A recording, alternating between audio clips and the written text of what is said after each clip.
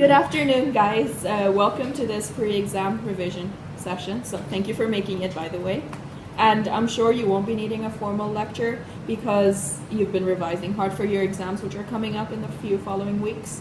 So this will be a more interactive class than you're used to. So on the table, I'm sure you've noticed that I've put a few pieces of paper down. And as a thank you for taking your time to come to this class, I've given you some potential exam questions that might come up regarding today's topic, which is basics of economics. So we'll be going through the basics of economics, like I just said. So in this lecture, or our interactive class for today, we'll be going through microeconomics, macroeconomics, and then we'll touch upon the circular flow diagram. So let's get started with our lecture for today. So the first thing we'll be talking about is microeconomics, which in formal terms can be defined as the study of individuals, firms, and households, and how they make decisions. So would anybody like to elaborate on that? Yeah, Fawad, go on. So macroeconomics is the studies how the choices of individuals can affect the various factors in the market. And what are these factors? Some of these factors are the supply and demand in the market. So can you explain a bit more about the importance of microeconomics? So macroeconomics is important because it helps economics to understand the free market and how it works in the economy. And can you please explain what's a free market? Well, I'm not really sure. Can you help us, Perrin? Yeah, sure. So when we refer to the free market economy or an open free market economy in this course, we'll refer to it as the perfect economy. So this is where there exists no barriers to the free market activity. And this can only occur when the prices of the goods and services that are purchased and sold are determined by customers when the law of supply and demand are applied. So for the purpose of this lesson, let's just refer to an open free market economy as one where there is no government or regulatory body intervention. So there is no external intervention into how the economy works, and it's left to be how it should be if all the theories of economics are applied. So I hope that definition of an open free market economy made sense. So one of the most important things that we learned during this course for microeconomics was the law of demand and law of supply. So would anybody like to come up and explain this graph in a bit more detail? Come on. Just use this point. Right. So the law of demand states as prices go up, the quantity demand goes down. And so, and opposite, if the prices of the product goes down, the quantity demanded will go higher, and that's the law of demand. Perfect. Thank you. So another one that we looked in detail in class was the law of supply, and in your exam you'll just be required to know the basics of the law of supply. So according to this graph, it shows that as the price of a product increases, the quantity supplied also increases. And the opposite is true as well. So as the price of the product decreases, which is shown here, the quantity supplied by suppliers will also decrease. So that was the law of supply, and that's all you need to know for your exam. So that was the basics of microeconomics. Let's move on to macroeconomics now, which according to the definition is the study of the behavior and the performance of the economy as a whole, and it includes factors such as your GDP, unemployment rate, and the inflation rate in that economy. So that was the definition of macroeconomics according to our textbook. So are there any questions regarding this? Yeah, Fuad. So one of the questions stated here is the difference, how is macroeconomics used and who uses it? May, would you like to answer that question? Sure. So the government and corporations use macroeconomics to help them in communicating their economic policies and strategies. Does that answer your question? Yes. Okay, so May, can you tell me something about the impact and the importance of macroeconomic principles? Okay, so it is important to understand the principles of macroeconomics such as inflation, economic output, international trade, and national income in order to understand the economy at a large scale. And these principles affect the interactions between nations, employment, government welfare, and the availability of goods and services. Thank you. So that was what we learned about macroeconomics. So does anybody have any questions regarding what we've just discussed or anything on the paper? Okay, so perfect. Let's move on to our final part of this lecture, which is where we'll briefly touch upon the circular flow diagram. This is something that we haven't really touched upon in class before. It was just mentioned here and there, so it's important to know it, but if you don't, I'm happy to explain it again. So does anybody know what it is? Perfect, so let me explain it. So although we haven't looked at this diagram in much detail in this course, it's very useful when attempting to explain the basics of how macroeconomics works, which, as May just explained, is the manner in which national economies operate as its simplest definition.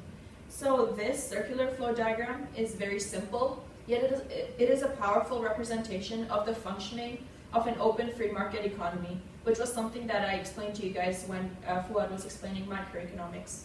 So this circular flow diagram explains or illustrates how businesses, government, foreigners, and households interact at its most complex functioning. Yet, as this is an introductory course, we'll only focus on firms and households and how they interact in the presence of markets for factors of production, which are land, labor, capital, etc., and markets for goods and services, which are the goods and services that you essentially buy and firms sell.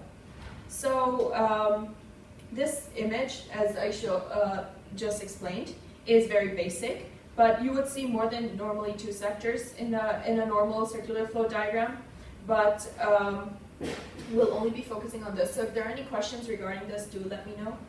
Yes, May? What do these arrows represent? Okay, so essentially this whole diagram represents the flow of money in an economy, and the arrows represent transactions between the participants of this economy. So let's just say for this circular flow diagram, the participants are firms and households. And the flow of currency, the flow of money is represented through these arrows. So the direction in which the arrow flows shows the way that the income is flowing. So for example, if we focus on the market for factors of production, you can see that the red arrow is showing that households are connected to the markets of factors of production and then to the firms, which shows that households provide labor, land, and capital to the market for factors of production, which are then converted to these factors of production, which leads to some sort of aid for these firms in order to operate and produce these goods and services. So can you explain another transaction that is visible on this diagram? So can I come up to the board to explain? Yeah, sure, why not? Come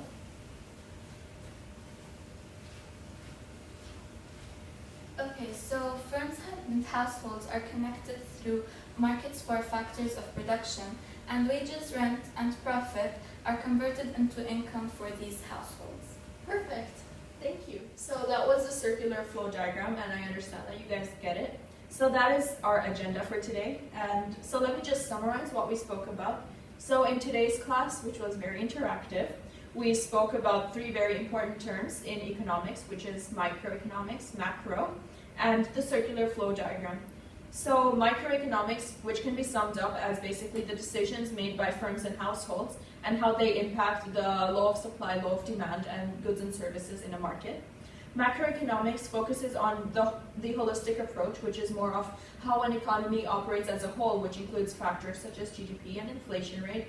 And finally, we touched upon the circular flow diagram, which is basically a diagram used by economists who are attempting to understand how the principles of macroeconomics work as a whole. So do you guys have any questions regarding that? Yeah. So this is not really relating to circular flow diagram, but what are the goals of macroeconomics? So May, since you explained the macroeconomics, would you like to answer this question? Sure. So the goals are low inflation, low unemployment, and also the fair distribution of income. So that was a really good explanation. Thank you, May. So before I let you guys go, are there any more questions? I'd like to ask, when's our exam? So the exam is next Thursday, the 21st of June. And if there's no more questions, then you guys are free to go. Good luck for your exams. Thank you.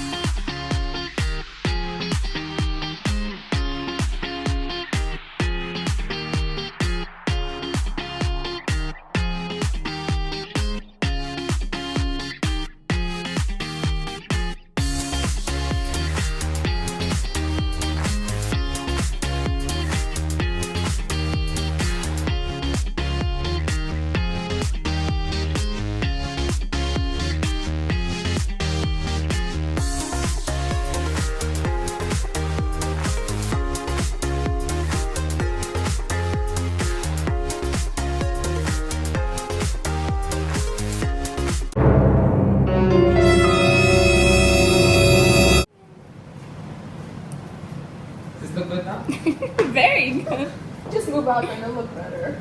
Aw. No, no. Okay. Cool.